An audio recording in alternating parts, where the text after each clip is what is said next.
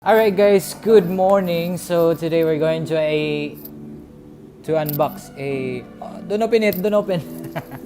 We're going to unbox the new iPhone 11 Pro. My god, my god, my god. Who's the owner? Who's the owner? Who's the owner?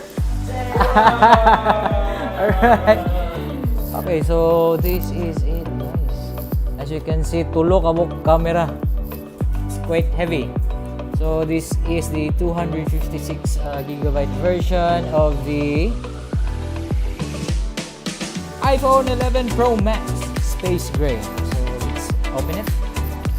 Okay, so this is it. This is the box. Open it.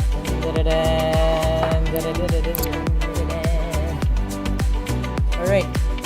Okay. So this is it. So this is the new iPhone 11 Pro Max. Is this even real? Tulo ka buok camera? God. Oh! My God. Swipe up. So, medyo lako siya ngayon, no? Medyo lako. Okay. Oh my God. So, alright. So this is this new phone. Congratulations. So let's see. Ating ganaw na ang iyang properties. So about there. Okay. So as you can see, this is the new iPhone 11 Pro Max.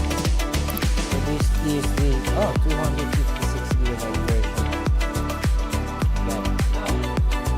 Great phone.